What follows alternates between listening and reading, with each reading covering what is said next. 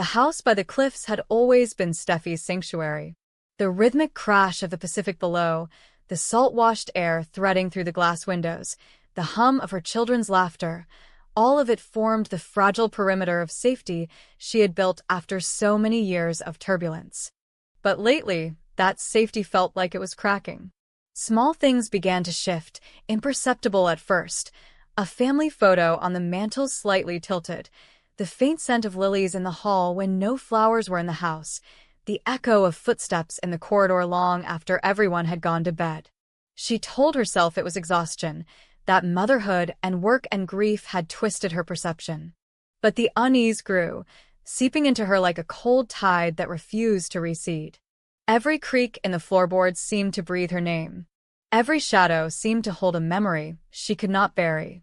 One night, long after midnight, she woke to a faint sound, a whispering rustle by the kitchen door. She moved quietly, her pulse steady but sharp, like the moment before a fight. The moonlight spilled across the floorboards, illuminating the space where the door met the garden beyond. For a moment, she thought she saw a reflection, the gleam of eyes in the darkness. Then, the faint movement of a hand brushing the curtain aside. She froze. Her mind leapt instantly to the one name she'd fought to keep buried. Luna. The girl who had haunted her family, who had died, or so she'd believed, leaving behind a web of scandal and pain. She blinked hard, certain her mind was inventing ghosts to punish her. But then the silhouette shifted again, and in the faint silver light of the window, she saw a face. Not a ghostly blur. Not a dream. Luna Nozoa. Alive. Watching her. For several minutes, Steffy couldn't move. The air thickened in her chest, every nerve trapped between disbelief and terror. Luna's eyes met hers only for a second before vanishing into the night. The sound of retreating footsteps was swallowed by the roar of the ocean. When Steffy finally exhaled, she wasn't sure if it was relief or the beginning of madness. She sat in silence until dawn, staring at the window where the apparition had appeared. The rational part of her whispered explanations, trauma, insomnia, stress. But a deeper instinct, the one that had kept her alive through betrayals and losses, told her the truth. Luna was alive, and someone had gone to great lengths to make the world believe otherwise. In the days that followed, Steffy tried to resume normalcy, though her nerves trembled beneath the surface. She attended meetings at Forrester Creations, played with her children, and smiled through conversations with Finn. But inside, her mind was unraveling a single thread. If Luna was alive, who had hidden her? And why? The only person who could possibly orchestrate such a deception was Lee Finnegan, Finn's mother, a woman capable of miracles and monstrosities alike. Lee had once saved Finn from death, defying every moral and medical boundary to do so. It wasn't impossible that she had done the same for Luna, though for reasons far more dangerous. Steffy began to watch Lee closely, pretending affection while tracking every subtle gesture. Lee's composure was her armor, but Steffy had learned to read beneath it. She noticed the nervous tensing of her shoulders during casual mentions of the hospital, the way her tone sharpened whenever Luna's name surfaced in passing conversation. The clues were faint but consistent, forming a quiet pattern that pointed toward guilt. One afternoon, Steffy followed Lee after a board meeting, her car trailing at a safe distance. The older woman's movements were precise, purposeful, but unhurried. Lee drove away from the hospital, away from the city, down toward the older parts of town where the skyline dissolved into narrow streets and forgotten warehouses. Eventually, she stopped near a narrow alley shrouded in shadow. Steffy parked farther down, her pulse thrumming as she watched Lee disappear into a small clinic wedged between two abandoned buildings. The sign above the door was faded beyond legibility, the kind of place that didn't exist on maps or public records. Steffy waited for nearly 20 minutes before curiosity overcame fear. She approached quietly, every sound amplified, the scrape of gravel under her shoes, the metallic tang of sea air mixed with disinfectant. Through a narrow crack in the curtain by the side window, she peered inside. Her breath caught in her throat. There, Beneath the dim light of a bedside lamp lay Luna. Alive. Her skin pale, her frame fragile, but her chest rising and falling with undeniable life. Lee sat beside her, adjusting in four-line, whispering words Steffy couldn't hear. The sight hit like a physical blow, disbelief giving way to rage. Lee hadn't just hidden Luna's survival. She had built an entire lie around her death, allowing everyone to grieve, allowing the guilt to poison Steffy's marriage, while secretly tending to the woman who had nearly destroyed it. Steffy stepped back, her hands trembling. Every instinct screamed to confront Lee, to demand an explanation. But another, colder voice cautioned her to wait, to gather proof, to understand. Because if Lee was capable of faking Luna's death once, what else had she done? That night, Steffy returned home haunted not by fear, but by purpose. She replayed the image of Luna's face, weak but alive, and the pieces of the puzzle began to form. The staged funeral. The inconsistencies in Lee's behavior afterward. Finn's occasional confusion about medical records. There had always been something off, something unspoken between mother and son. Perhaps Lee hadn't just saved Luna. Perhaps she had manipulated the entire tragedy to protect someone or something much larger than personal emotion. As the days passed, Steffy's investigation deepened. She broke into old hospital archives under the guise of family inquiries, searching for Luna's medical files. What she found chilled her. The original death certificate signed by Lee herself, but with inconsistencies in the timestamps. There were 2 sets of medical notes, one official and one hidden under encryption, the second showing that Luna had been stabilized hours after the supposed time of death. Someone had altered the database to erase those entries, but not carefully enough. The digital fingerprints were there, and they all led back to Lee. Confronting Finn felt impossible. He trusted his mother implicitly, saw her as the woman who had resurrected him when the world had given up. To suggest that Lee had deceived him again would be to tear open the old wound of betrayal he'd only just healed. Yet the truth burned too fiercely in Steffy's chest to remain hidden. She began keeping notes, photographs, and copies of the altered files in a locked drawer in her study.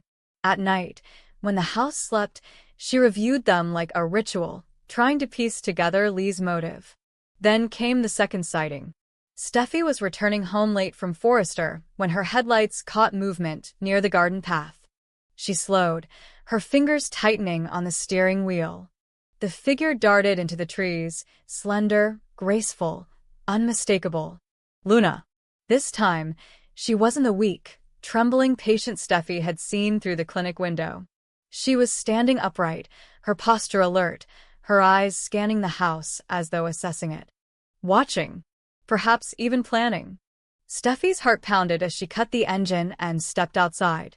But by the time she reached the path, the figure was gone. Only the lingering smell of antiseptic and jasmine remained. The following days blurred into a sleepless haze. Luna's presence hung over the house like a specter. Objects continued to move, small traces appearing, a glass left half-filled, a door ajar, a footprint in the sand outside the deck. Steffy installed new locks, new cameras, yet she knew Luna was always one step ahead. It was as though she wanted to be seen but not caught, as though her appearances were warnings rather than threats. Unable to endure the secrecy any longer, Steffy confronted Lee one morning at the hospital.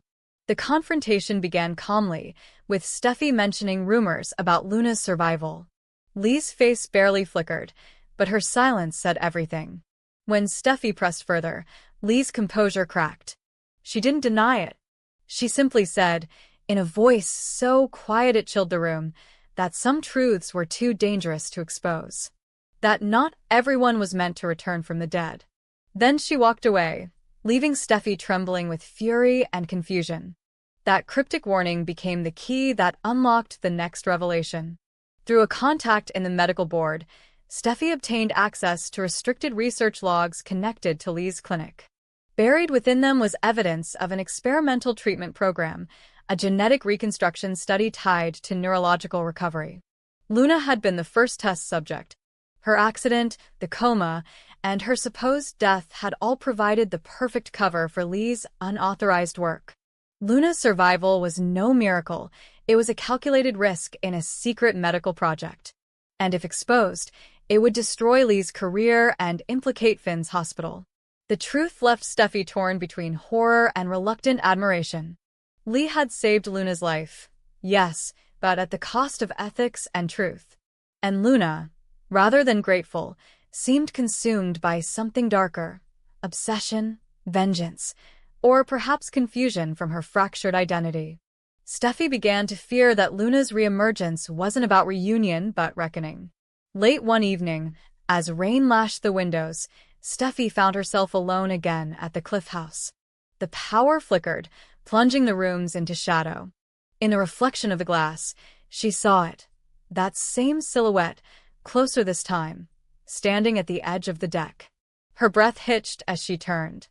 The door creaked open, and there she was, Luna, alive, staring through the storm with eyes that no longer belonged to the same girl. Her expression was blank, almost serene, yet charged with something unspeakable. Before Steffy could move, Luna turned and disappeared into the night once more. That moment solidified everything. The fear that had once paralyzed Steffy hardened into resolve. She realized she could no longer rely on anyone else's truth, not Finn's faith, not Lee's justifications. The only way to reclaim her peace was to confront the ghost that walked in flesh. She returned to the clinic 2 nights later, breaking in under cover of darkness. The sterile scent of the place was suffocating. On a desk near the back room, she found a folder labeled Subject 01, Ella. Inside were pages of medical scans, psychological assessments, and progress reports. Each document painted a disturbing picture.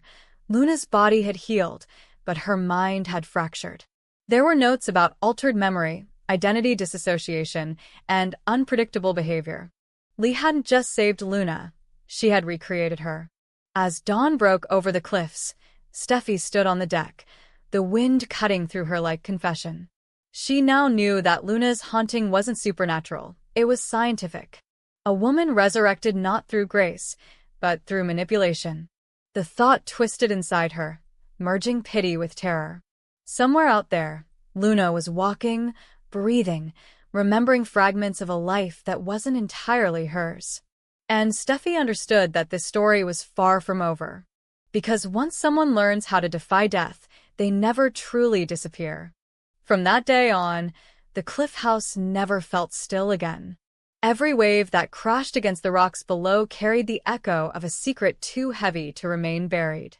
And in the faint distance, beneath the restless whisper of the sea, Steffy sometimes thought she could still hear it, the steady, deliberate sound of footsteps returning. The first message arrived just before dawn, a faint vibration on Steffy's phone that broke the stillness of her bedroom.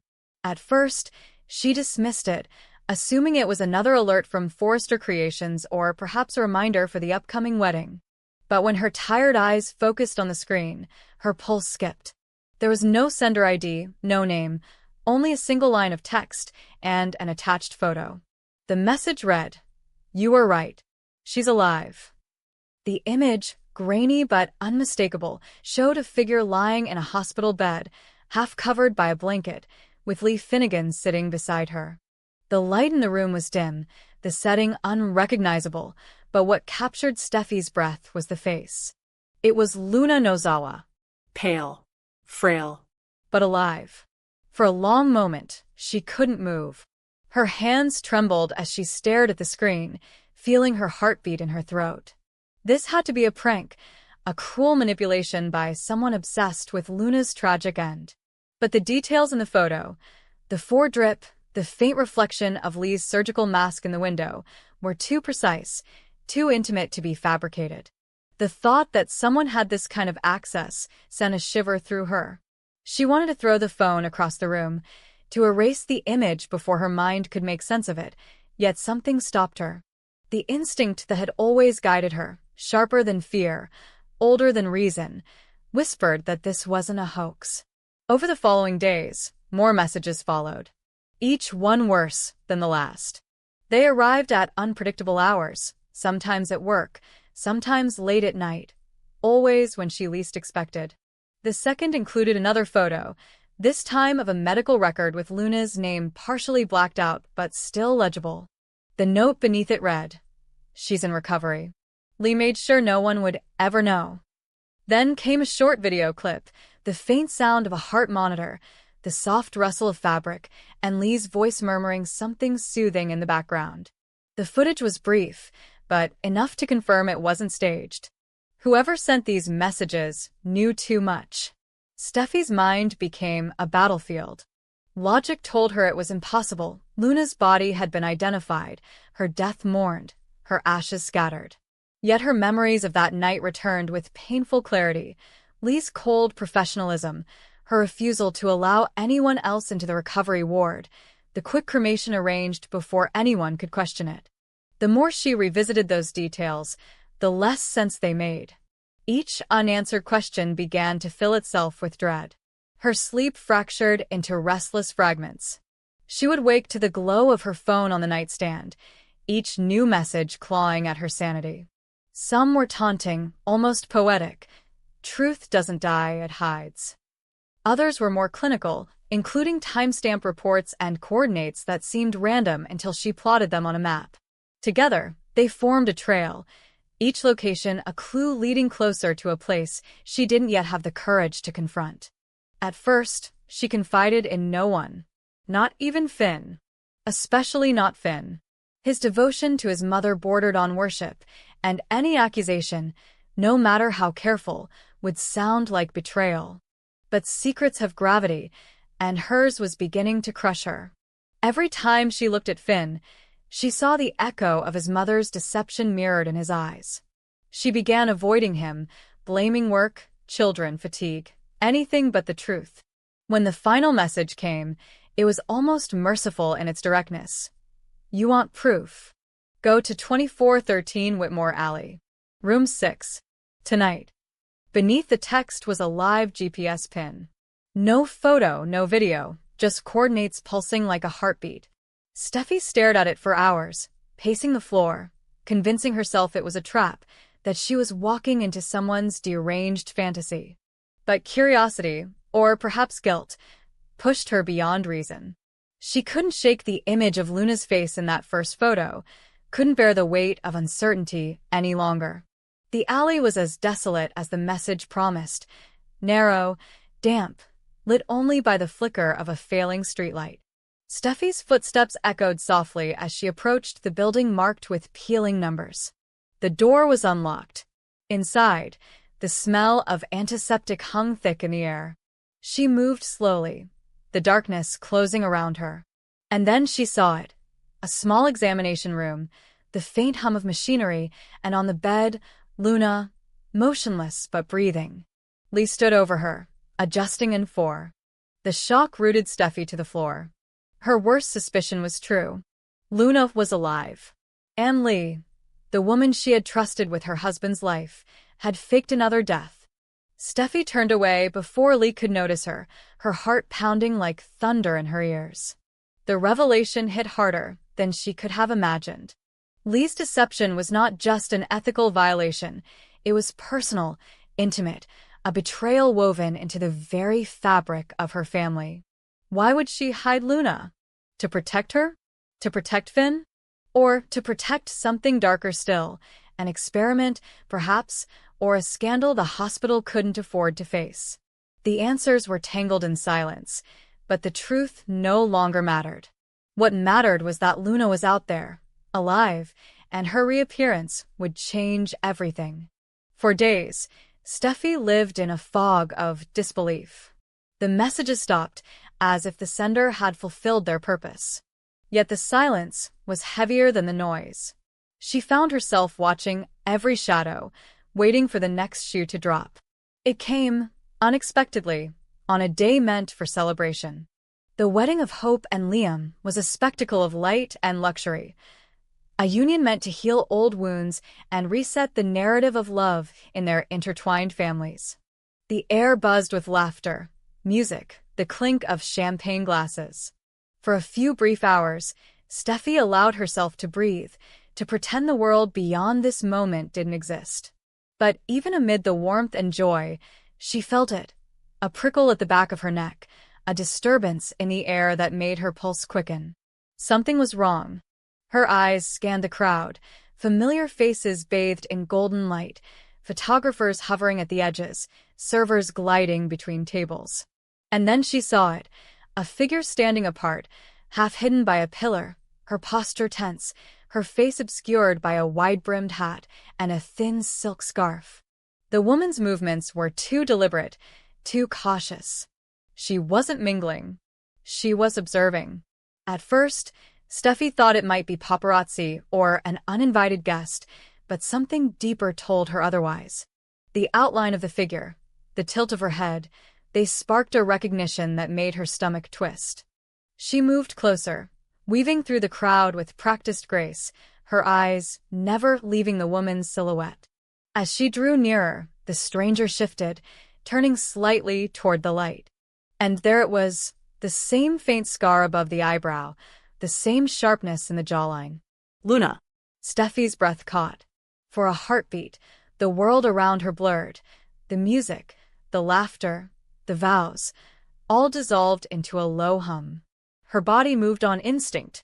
She reached out, catching the woman's arm just as she turned to leave. The contact was electric, a collision of disbelief and fury. The woman froze, her shoulders stiffening. Steffi yanked at the scarf, and it fell away in a single, shocking motion. Luna's face emerged into the light, alive, unscarred, her eyes wide with fear and defiance. Gasps rippled through the crowd. The music faltered, conversations died mid-sentence, cameras turned like hunting dogs catching scent. For a long, terrible second no one moved. Hope's bouquet slipped from her hands. Liam's expression hardened into confusion. And then chaos. The guests surged forward in disbelief, voices colliding in a storm of shock and accusation. Questions flew. Was it an imposter? A trick? A ghost? But Luna stood motionless, her gaze locked on Steffi's as though the two women were the only ones left in the world. There was no trace of the weak, broken patient Steffi had seen at the clinic. This Luna was vibrant, composed, eerily serene. Her lips parted, as if to speak, but the noise around them swallowed her words. Steffi's mind spun. Every instinct screamed to demand answers, to expose Lee's deception, but something in Luna's eyes held her back. There was a darkness there, a kind of knowing, as if Luna herself wasn't fully certain of the truth she carried. The crowd closed in. Finn, drawn by the commotion, pushed his way through. When he saw Luna, his face turned ashen. His world, their world, fractured in an instant. Lee arrived moments later, breathless, her expression a mask of control cracking at the edges. She shouldn't be here, she whispered, but the damage was done. Reporters had already begun snapping photos, their flashes cutting through the scene like lightning. The wedding, meant to symbolize renewal, had become the stage for a resurrection that no one could explain. In the days that followed, Los Angeles buzzed with speculation. News outlets dissected every frame of footage. Social media exploded with theories. Some claimed Luna had staged her death as part of a mental breakdown. Others accused Lee of medical fraud. But behind the headlines, the emotional wreckage was far worse. Finn felt torn between gratitude and betrayal. Steffi, vindicated yet horrified, struggled to understand why she, of all people, had been chosen as the recipient of the anonymous warnings. And Luna, the living enigma, offered no clarity, refusing to speak about her disappearance except to say that some truths heal slower than wounds. Steffi replayed the events over and over. The texts, the photos, the confrontation. Each piece fit too perfectly to be coincidence. Someone had orchestrated this revelation, not to save Luna, but to expose Lee. Perhaps it was Luna herself, manipulating from the shadows. Or perhaps someone else entirely, using her as a pawn in a deeper, unseen game. As winter descended, The glow of the wedding faded into scandal, and Steffi found herself alone again at the cliff house, staring at the restless ocean. The phone that had once delivered the anonymous truth now lay silent beside her. She often wondered if it would buzz again, if another message would arrive, peeling back another layer of deceit. Yet part of her hoped it never would. Some secrets, she had learned, do not set you free. They only remind you how easily reality can fracture when love and lies intertwine. Still, on nights when the wind howled against the glass and the surf struck the rocks below, Steffi thought she could see her, a faint silhouette by the edge of the cliff, standing as she had that night at the wedding, half in shadow, half in light. Luna Nozawa. Alive. Watching. And somewhere deep inside, Steffi understood that the story was not over. It had only begun.